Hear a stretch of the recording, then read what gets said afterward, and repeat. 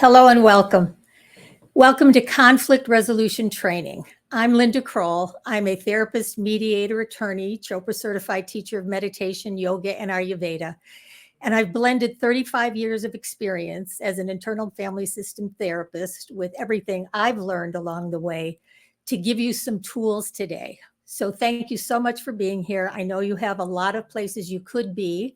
And if you have any questions, please put them in the chat. I will be checking the chat. And I want to start by saying that I usually use slides, but I didn't want to use them today. I wanted to give you the opportunity to take notes if you'd like, or to put notes in the chat at any time, and I will give you the outline of everything we're talking about today. So take a deep breath with me if you would.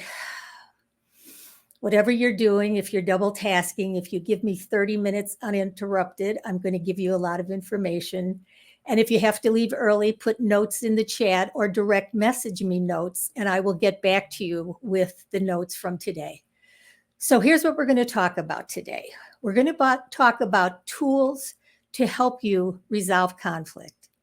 So think about your own relationship. If there's conflict in your relationship, how do you compassionately communicate? And if you're a therapist, coach, or professional who works with individuals and couples in conflict, how do you help your clients learn how to compassionately communicate? And this is what we're going to talk about. So compassionate communication, how to practice that and teach it. We're going to talk about the 4 needs of the heart and what they are. We're going to talk about the 5 steps to receive what you truly want and need.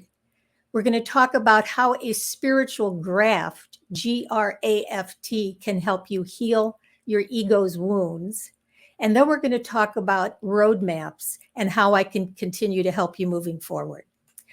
All right, so let's start with compassionate communication. Often when a client comes to my office, they are fraught with agony, hurt, sadness, fear, anxiety, whether they come alone or with their partner. So if it's your relationship or you're looking at your clients, they don't know how to compassionately communicate. And there's lots of different ways to compassionately communicate, but I have one that's a little more internal family systems based. In other words, it's predicated on the fact that we all have a healthy self. So think about it for a moment. What is your definition of self? This is what I ask my clients all the time. And self can be God, higher power, spirit, universe. It's that place inside of us that's calm, clear, and compassionate. And we don't usually bring our higher self into a relationship. So if you're taking notes, here's the 4 tenets of compassionate communication. 1, connect to your best self. And I'll show you how to do that. 2, let go of limiting beliefs and judgments. 3, unburden pain from the past. And 4, relate from your heart. So again, a deep breath and think about how you relate or how your clients relate. And when you are in self, you are calm, clear, and compassionate.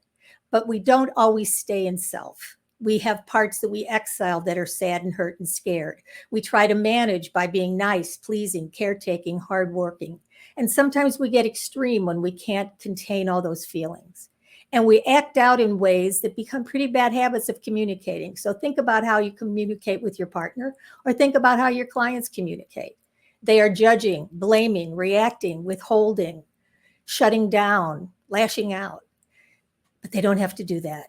So when you connect to your best self, and I have a guided meditation on my sheet that I will send you to connect to your best self, you start to realize that a lot of the things that are bothering you are old beliefs that you've been carrying around, maybe from your family of origin, maybe from things that happened in your other relationship.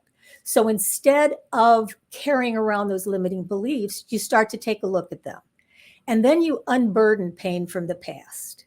So what does it mean to unburden? It means to go back, to heal that inner child, to reparent yourself, to learn how to ask for what you want and need. And we'll talk more about that.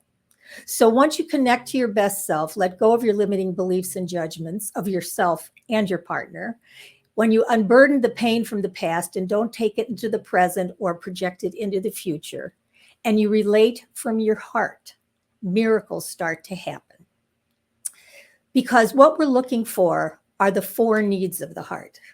So if you're taking notes, here are the 4 needs, and we'll talk more about them. Affection, attention, appreciation, and acceptance. So consider if you could help your clients, or you could start today in your own relationship to bring more attention to your partner's needs, to show more affection, even if you've been hurt, to give them attention and appreciation, a thank you. It will do miracles to shift the energy between the two of you. And teaching your clients how to do that is very persuasive, because it gets them out of the things they don't want, which is usually how they first come into my office. I don't want this. I don't want that. He always does this. She never does that. Gets them out of that mindset and begins to make them feel that they can give more attention, affection, appreciation, and acceptance. And in giving more will come back to them, because they're coming from their higher self with calm, clear, compassionate energy. And then we teach the miracle of empathy. And the way to teach empathy and the way to practice it, and I have handouts on all of this, it's all on my note cards, and I'll stay to the end to both answer your question, and so glad you're here to answer your questions and to give you the way to reach all of these free assets that I have for you. So let's talk about empathy. Usually people do not speak to each other with empathy. Our egos get in the way. We have our expectations, our judgments, our limiting beliefs. We want to be in control. We're afraid to be vulnerable. But to really show empathy and receive empathy, you have to learn how to speak from your higher self about the parts that you've exiled. In other words, if you have pushed aside since you were little, my father was manic depressive. He yelled a lot. So I was very afraid of anger. I pushed aside my anger. I learned how to be a really good codependent, took care of everybody else's needs. So when conflict came into my relationship, I was afraid of my husband's anger. I was afraid of my anger. And I didn't know how to speak for my anger. And I really didn't even know how to speak for my sadness. Codependents have to learn how to speak for our anger sometimes. And oftentimes people that are very tough and don't want to show their feelings have to speak for their sadness. But when you have the courage to use an I message, so think about your relationship right now. If you go to your partner later and talk to them about something that you want to share, but the message is an I message. When you yell at me, I feel hurt. Period. There's no judgment about them. It's just your response. Now, they may not show that they care because they don't know how to do the miracle of empathy, but I'm going to teach it to you. But if they did, they would listen, they would understand, and they would make an amend. They would say they were sorry. They wanted to learn a new way to communicate, and they're sorry. So because your partner is not here, but you are, you could say to them when you see them yelling, I see that you're upset, and I bet there's something that's hurt you. And I understand that when you're hurt, you're yelling. And I'm sorry for anything I did to hurt you. I really want to communicate better, and I'm sorry. Watch that take the wind out of their sails, because you probably haven't been showing them empathy. Or maybe you're codependent and you feel all you've done is show empathy. I'm always the one that says I'm sorry. I'm always the one that makes up first. But the whole miracle of empathy, and I have a handout and video for that I'll offer you, shows you how to use the chart that I give you to listen, understand, and empathize in a way that allows you to connect deeply. So we've talked about compassionate communication. We've talked about the 4 needs of the heart. We're reviewing the miracle of empathy. And I want to talk about the 5 steps to receive what you truly want and need. Okay, if you're taking notes, or again, put notes in the chat, I'll be happy to get those back to you. Or send me a direct message to Linda Kroll, and I will get you those notes. So let's talk about the 5 steps to receive what you want and need. And if you're taking notes, here are the words: remember, deserve, ask, receive, grateful. Here we go. To get what you want and need, you have to know what you want and need. And if you're working with clients and all they do is complain about the other one, or they've come to you to referee their fights, or an individual comes to you and doesn't know what they want anymore, they just want to vent. I don't let people vent very much. In the first session, I stop them, 5 minutes in, and I tell them, I could listen to you tell me all the stories, and then when you left, you won't feel much better. Or I could give you a different perspective. And I give them a different perspective by asking them what self means to them, by telling them about self in parts, by sharing with them that both they and their partner have done the best they knew how to do, and they could do it better. And then I do a guided meditation to let them feel what being in self means, where you're calm, clear, connected, compassionate, curious, confident, courageous, and grateful. And you bring that energy in. So when they come to your office, or when right now, begin to think of it for yourself. Remember, number one, what you want, not what you don't want. Usually people come to me, like I said, and they're complaining and they want me to referee. But let's switch it. Instead of what not to have, begin to think about what you want in your life. You want more fun, you want more passion, you want more intimacy, you want more travel, you want more conversation. Begin to know what you want, because that's the only way you're going to get it. If you don't know, your partner's not going to read your mind, even though you'd like them to, they're not going to. So instead of making your partner read your mind, you're going to begin to make a list. And if you can't remember, because codependence, we lose sight of what we want and need. We spend our whole lives making sure other people's needs are met, that we haven't really met our own needs. So what you need to do is remember, you might have to go back to childhood. What did I like to do as a child? Did I like to paint? Did I like to skate? Did I like to, whatever you like to do, put it down. Because when you remember what you want and need, step 2 is really important. You have to know you deserve it. And here's where many people have challenges, because whatever their burdens are, whatever they learned in their family of origin, whatever they suffered in the current relationship or previous relationships, their self-esteem isn't where it needs to be. Perhaps that's true for you. I know it's true for many of your clients. So helping you remember that you deserve to have what you want and need. You may not always get it. In fact, if you ask for it calmly and you can't get it, you may have to consider whether the relationship is one that you're going to stay in. But you do it from your higher self, compassionately communicating with empathy with these 5 steps. So remember what you want and need, then know you deserve it. And if you don't know that you deserve it, come to my WEDS group, work with me, work with a therapist, because it's an inner child, it's an inner issue of an unresolved burden. Because you do deserve it. I often tell people, in fact, do this with me now. On a scale of 1 to 10, I'm going to say 3 words. I am divine. Now say those to yourself. I am divine. Now rate for yourself from a 1 to 10, 10 being I totally believe it, 1 being I don't believe it, and see what number you put down. So just look at your number. If it's not a 10, you've got a burden somewhere. We are all divine beings of light and love. We are humans. We are spiritual beings having a human experience. And in that human experience, all of our parts get triggered. But we lose sight of the essence, the divine essence of who we are. So you deserve to have your needs met. So remember what you want and need. Know you deserve it, or get some help if you don't know that. Number 3, learn how to ask for it. And once you've done 1 and 2, once you remember and you know you deserve it, your ask becomes a simple request. It's not a nag, it's not a demand, it's not a whine, it's not an ultimatum, it's a request. And give someone a chance to say yes or no. And then if they say yes, receive it. Be willing to receive. That's the 4th part. Codependents don't like to receive. We like to give, but we can receive.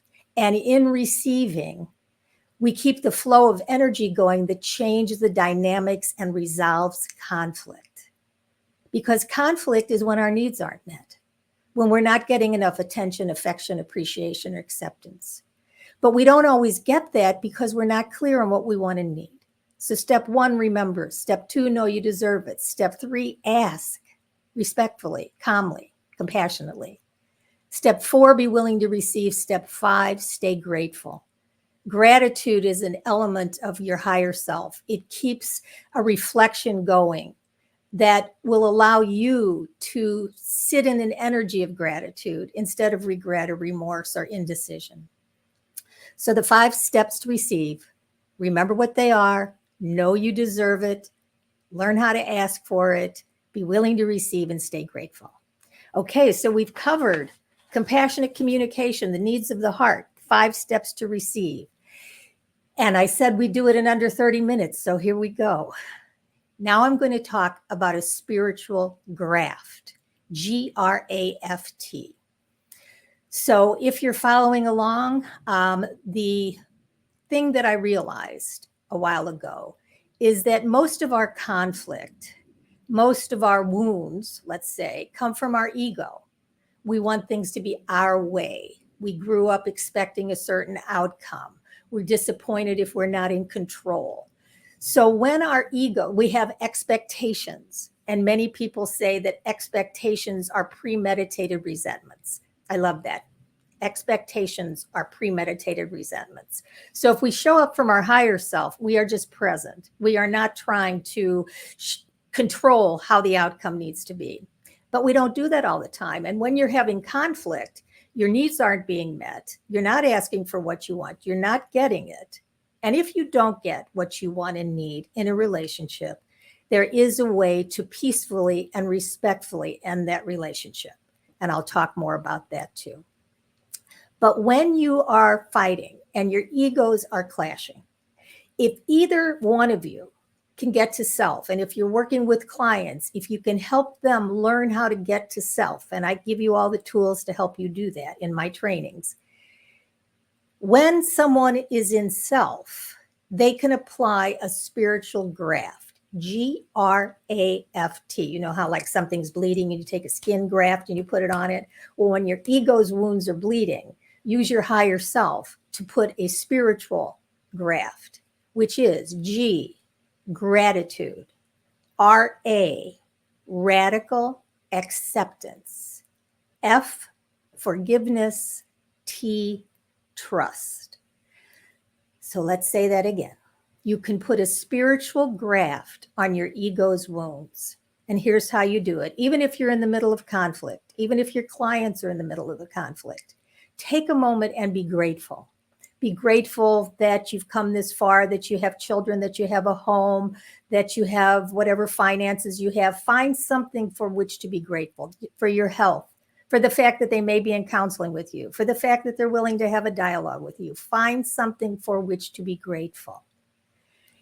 R-A, radical acceptance. Big one, big one. It's different from unconditional love. I used to think unconditional love was what I was giving people I love, but I realized radical acceptance is an even bigger gift.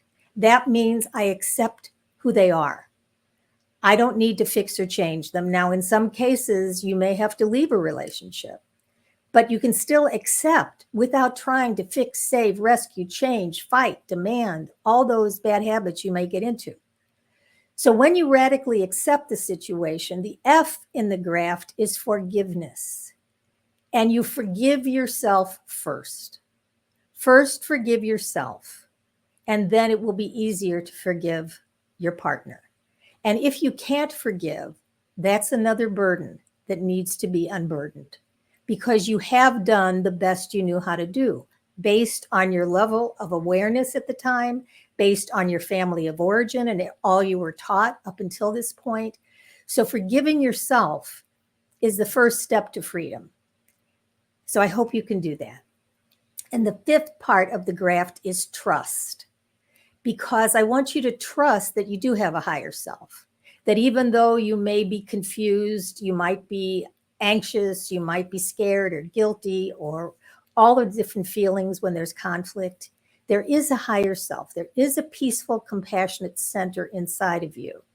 And You show that compassion to yourself first. It's been hard. You might be in a tough spot. Your clients are having conflict.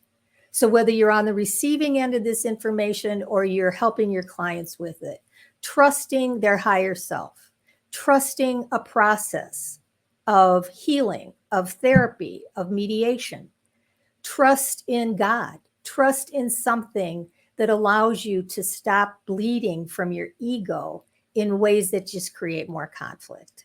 So again, the spiritual graft, gratitude, radical acceptance, forgiveness, and trust. So let's talk about a roadmap. I want to give you a roadmap to do all of this.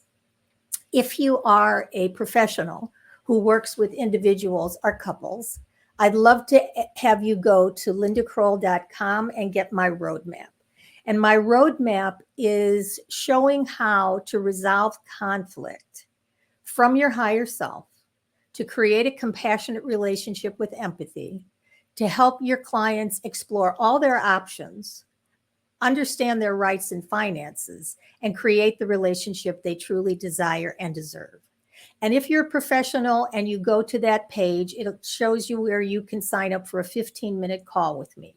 I would love to talk to you and just coach you wherever you are and offer whatever I can. And I'm also starting a certification process for the 5th cohort. I did 4 cohorts for many people around the world, and we're starting again in September. And I'd love to share more of that with you if you feel it would be a fit. But go to the roadmap first, get an outline of the compassionate mediation process, and see how you can use more of these tools now.